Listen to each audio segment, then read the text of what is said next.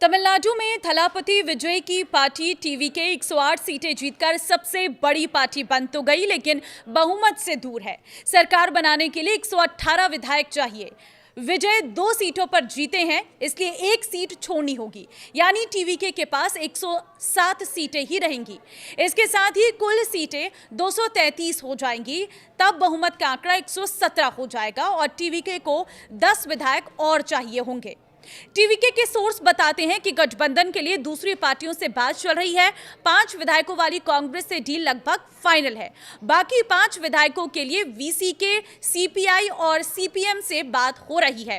तीनों पार्टियों के पास 2-2 विधायक हैं।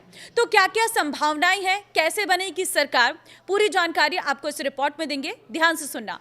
नमस्कार, मैं हूं आपके साथ ममता तिवारी और आप देख रहे हैं न्यूज़ 18 का डिजिटल प्लेटफॉर्म। विजय की पार्टी टीवीके जीत तो गई, लेकिन बहुमत के आंकड़े को पार नहीं कर पाई। अब ऐसे में संभावना नंबर 1 विजय के लिए कांग्रेस डीएमके का साथ छोड़े। विजय ने 5 मई को दिन भर पार्टी की कोर कमेटी के साथ मीटिंग की। उन्होंने डीएमके अलायंस तोड़ने की जिम्मेदारी अपने सबसे करीबी सलाहकार एसए चंद्र को दी है।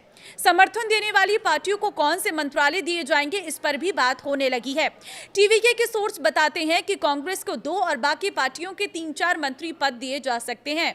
विजय गठबंधन सरकार चलाने पर सहमत है, इसलिए कोई अड़चन नहीं आएगी। वहीं तमिलनाडु कांग्रेस के एक नेता के मुताबिक, हमने समर्थन का वादा किया है।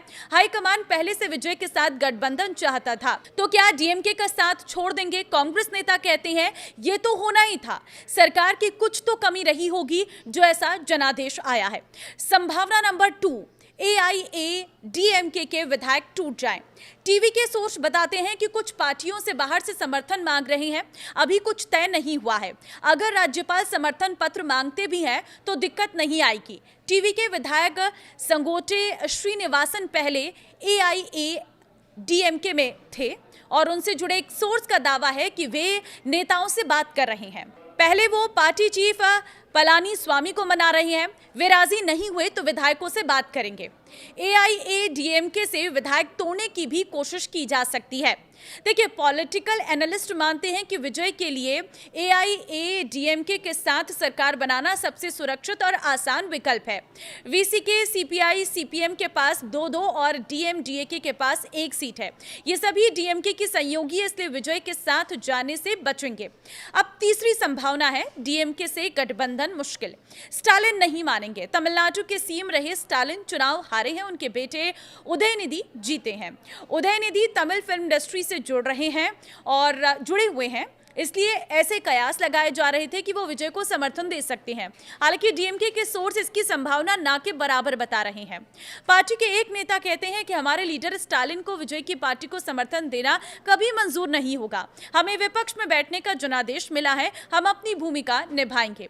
संभावना नंबर 4 वोटिंग हो तो विधायक सदन से वॉकआउट कर जाएं।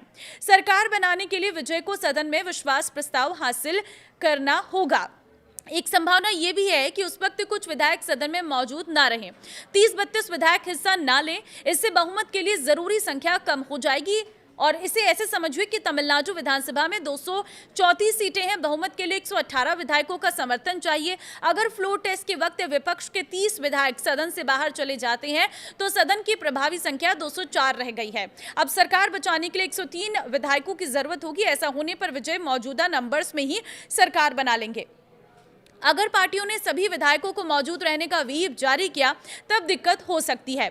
विजय की पार्टी के चीफ स्पोक्सपर्सन फेलिक्स गिराल्ड दावा करते हैं कि हम सरकार बना रहे हैं। विजय 7 मई को शपथ लेंगे। सरकार बनाने के लिए सभी विकल्पों पर विचार कर रहे हैं, लेकिन अभी किसी की पुष्टि नहीं कर सकते। गवर्नर के पास 2 विकल्प हैं। पहला विकल्प है विजय से 118 विधायकों का समर्थन पत्र मांगे, उन्हें सरकार बनाने के लिए बुलाएं। इसमें विजय को दिक्कत होगी, उन्हें पहले गठबंधन बनाना होगा। कम वक्त की वजह से समर्थन करने वाली पार्टियों की शर्तें माननी पड़ेंगी। दूसरा, गवर्नर बिना समर्थन पत्र मांगे विजय को सरकार बनाने के लिए बुला ले और शपथ ग्रहण करवा दें। ऐसे में विजय को विधायकों का समर्थन हासिल करने और सदन में बहुमत साबित करने का वक्त मिल जाएगा। तो देखिए, ये है वो पेच जिसमें फंसी हुई है टीवीके। अब इससे वो कैसे बाहर निकलेगी, आपको कौन सी संभावना लग रही है, मुझे कमेंट के जरिए आप जरूर बताएं। और क्या लगता है कि ये पटाक्षेप कितनी जल्दी हो जाएगा, कब तक बन सकती है सरकार? आपकी राय क्या है, कमेंट के जरिए जरूर बताएं।